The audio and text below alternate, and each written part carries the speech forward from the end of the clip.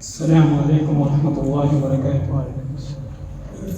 الحمد للہ رب العالمین والصلاة والسلام علی رسولہ محمد وعلی آلہ واصحابہ اجمعین، اما بعد۔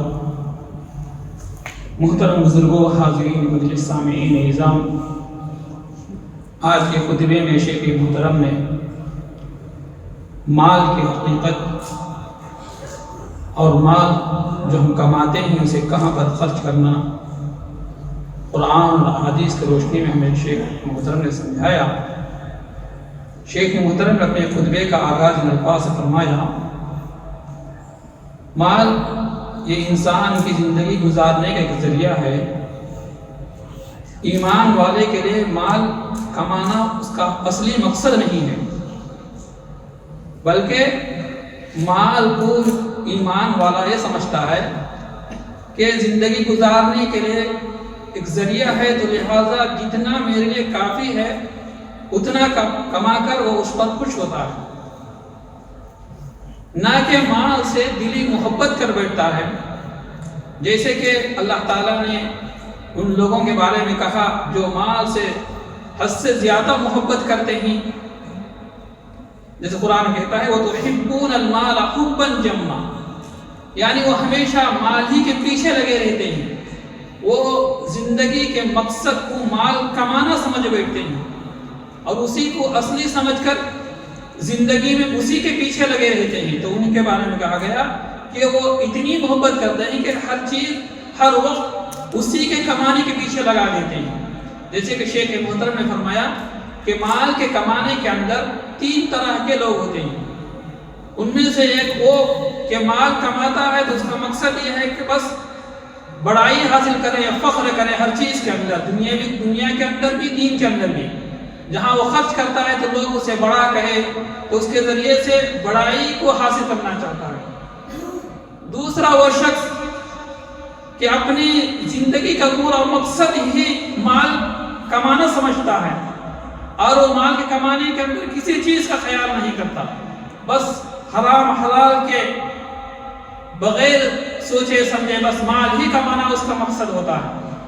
تیسرا وہ شخص جو مال کے کمانے کے اندر وہ یہ سمجھتا ہے کہ یہ اتنا مال کمایا جائے جس سے میری ضرورتیں پوری ہو جائیں۔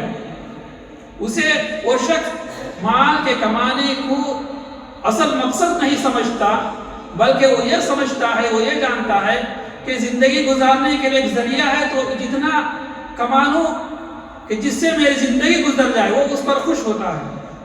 تو میرے محترم بزرگوں، جیسے قرآن کہتا ہے کہ یہ جو مال ہے یہ گویا کہ دنیا کی زندگی کے لیے یہ خوشنما، اس کے لیے زینت ہے۔ وَاعْلَمُوا أَنَّمَا الْحَيَاةُ الدُّنْيَا لَعِبٌ وَلَهْوٌ وَزِينَةٌ وَتَفَاخُرٌ بَيْنَكُمْ وَتَكَاثُرٌ، یعنی مال یہ ایمان والے کا اصل مقصد نہیں ہے۔ ایمان والا تو آخرت کے لیے بنایا گیا ہے۔ تو میرے محترم بزرگوں، ہم اس کی حقیقت کو سمجھیں۔ جب بندہ اس کی حقیقت کو سمجھتا ہے تو اس سے بہت ساری برائیاں اس سے بچ جاتی ہیں۔ جو مال کے کمانے کے اندر حلال حرام کا خیال رکھے گا اور اپنے اوقات کو پوری زندگی کو اسی کے پیچھے نہیں لگائے گا، بلکہ وہ جتنی ضرورت ہے اس پر وہ خوش رہے گا، اس پر اللہ کا شکر کرے گا اور اللہ تعالیٰ کے اعمال کرنے کے اندر اس کے لیے بہت ساری مدد ہوگی، جب وہ مال کے کمانے کو زندگی کا مقصد نہیں سمجھے گا۔ ہاں میرے محترم بزرگ، اللہ تعالیٰ نے قرآن کریم کے اندر بہت سارے جگہ پر مال کو کہیں پر نعمت کا ذکر فرمایا، کہیں پر رحمت کا ذکر فرمایا، کہیں پر خیر کا ذکر فرمایا۔ جسے اللہ تعالیٰ فرماتے ہیں وَإِذَا أَنْعَمْنَا عَلَى الْإِنسَانِ أَعْرَضَ وَنَأَىٰ بِجَانِبِهِ، اسی طریقے سے وَلِحُبِّ الْخَيْرِ لَشَدِيدٌ۔ تو مال اللہ تعالیٰ کی جانب سے نعمت بھی ہے، خیر بھی ہے، رحمت بھی ہے، مگر اس شخص کے لیے جو مال کو اس کے کمانے کے اندر حلال کا خیال رکھتا ہو اور جو مال اللہ تعالیٰ نے اسے دیا ہے اسے صحیح راستے میں خرچ کرتا ہو، یتیموں پر، مسکینوں پر، محتاجوں پر خرچ کرتا ہو۔ جیسے کہ شیخ محترم نے فرمایا اچھا مال اچھے انسان کے لیے ہے، یعنی جو مال کے کمانے کے اندر حلال طریقہ اختیار کرتا ہے، بغیر دھوکے کے، بغیر کسی کو ظلم و ستم کیے گئے، حرام طریقے سے نہیں کماتا، اور اچھا انسان اس مال کو صحیح طریقے پر استعمال بھی کرتا ہے. جیسے کہ میرا اور آپ کا یقین ہے کہ اس مال کے بارے میں اللہ تعالیٰ کا قیامت کے دن ہم سے سوال کرے گا کہ تو نے مال کے کمانے کے اندر کون سا راستہ اختیار کیا، کیا حلال طریقے سے مال کو کمایا ہے یا حرام طریقے سے. اور اسی طریقے سے جو مال ہم نے کمائے ہیں، اب ہمیں پورا اختیار ہے، ہم آزاد نہیں ہیں کہ اس مال کو جہاں چاہے خرچ کرے، جس طریقے سے چاہے خرچ کرے، حرام جگہوں پر خرچ کرے، اسراف کرے. تو میرے محترم بزرگ، اللہ تعالیٰ اس کے بارے میں پوچھے گا کہ تو نے جو مال کمایا ہے اسے کہاں پر خرچ کیا ہے. تو لہذا ہمیں مال کے کمانے کے اندر بھی دھیان رکھنا چاہیے اور مال کے خرچ کرنے کے اندر بھی دھیان رکھنا چاہیے. تو اسی طریقے سے اللہ تعالیٰ نے قرآن کریم کے اندر دوسری آیت کے اندر فرمایا کہ مال کا کمانا کوئی ممنوع چیز نہیں ہے بلکہ حلال طریقے سے کمانا. جیسے اللہ تعالیٰ فرماتا ہے فَإِذَا قُضِيَتِ الصَّلَاةُ فَانتَشِرُوا فِي الْأَرْضِ وَابْتَغُوا مِنْ فَضْلِ اللَّهِ. فَإِذَا قُضِيَتِ الصَّلَاةُ فَانتَشِرُوا فِي الْأَرْضِ وَابْتَغُوا مِنْ فَضْلِ اللَّهِ، یعنی اللہ تعالیٰ کے فضل کو حاصل کرو، اسے تلاش کرو. یہاں پر فضل سے مراد مال کے کمانے کے اندر کہا گیا. تو لہذا مال کے کمانا کوئی بری چیز نہیں ہے، مگر اس کے کمانے کے اندر صحیح طریقہ اختیار کیا جائے اور حلال کا دھیان رکھا جائے اور اس سے اتنی محبت نہ کی جائے جس کی وجہ سے انسان کے اعمال چھوٹنے لگے، اللہ تعالیٰ کے نافرمانی کو کرنے والا بن جائے مال کے کمانے کے اندر. تو ان چیزوں کا خیال رکھتے ہوئے مال کو کمانا چاہیے. اور اسی طریقے سے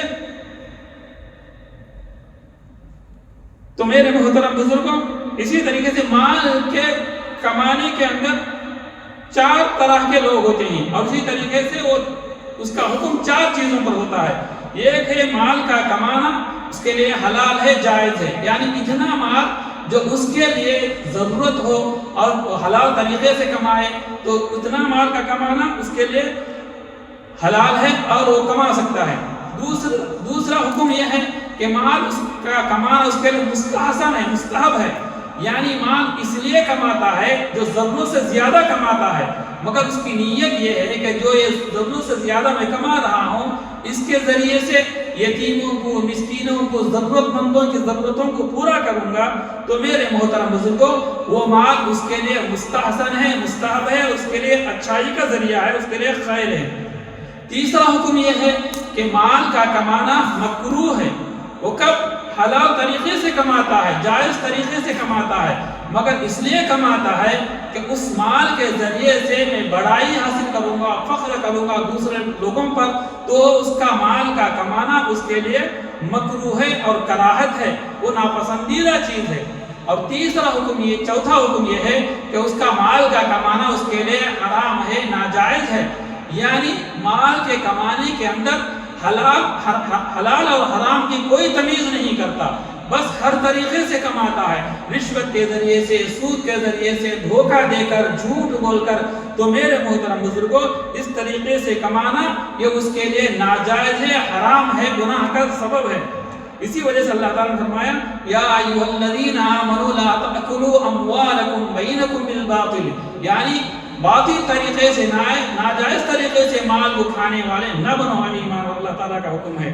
تو لہٰذا میرے محترم بزرگوں، اسی طریقے سے اللہ کے رسول صلی اللہ علیہ وسلم نے فرمایا کہ دینے والا ہاتھ یہ مانگنے والے ہاتھ سے بہتر ہے.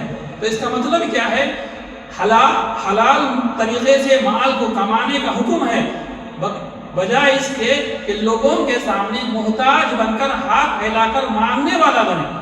تو اس سے بچاتے ہوئے جتنی ضرورت ہے میرے محترم بزرگوں، اس ضرورت کو کافی ہونے والا مال حلال طریقے سے محنت کر کر کمائے، یہ مستحسن ہے. اور اسی طریقے سے میرے محترم بزرگوں، جیسے آج کے حالات کے اندر ہم دیکھتے ہیں کہ فلسطین کے اندر، غزوہ کے اندر بہت سارے ایمان والے محتاج ہیں، ضرورت مند ہیں.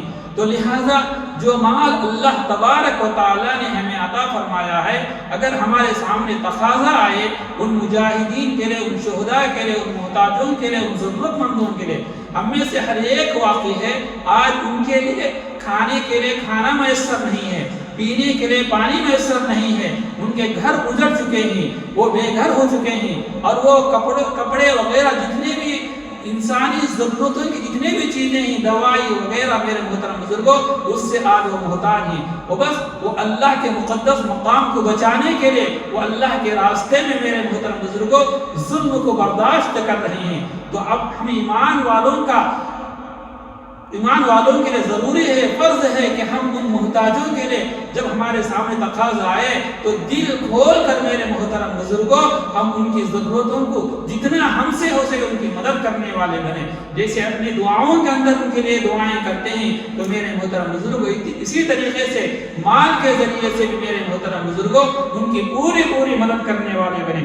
جیسے کہ اللہ تعالیٰ فرماتا ہے جب بندے کو مال ملے اور وہ اللہ کے راستے میں خرچ کیے بغیر کنجوس بن جاتا ہے، تو اللہ تعالیٰ ان لوگوں کے بارے میں فرماتے ہیں یا ایھا الذین آمنوا لا تلہکم اموالکم ولا اولادکم عن ذکر اللہ ومن یفعل ذلک فاولئک هم الخاسرون۔ سب سے پہلے تو مال کے کمانے کے اندر اللہ تعالیٰ کے حکموں کو توڑتا ہے، اللہ تعالیٰ کے عبادت سے غافل رہتا ہے، مال کماتا ہے، پھر اس مال کو جمع کر رکھتا ہے، اللہ کے راستے میں نہیں خرچ کرتا، تو اللہ تعالیٰ فرماتے ہیں وَأَنفِقُوا مِمَّا رَزَقْنَاكُم مِّن قَبْلِ أَن يَأْتِيَ أَحَدَكُمُ الْمَوْتُ۔ ہم میں سے ہر ایک کو یقین ہے کہ ہمیں مختصر زندگی گزار کر اللہ کے پاس جانا ہے، اس وقت کے آنے سے پہلے، موت کے آنے سے پہلے اللہ کے راستے میں خرچ کرنے والے بنے۔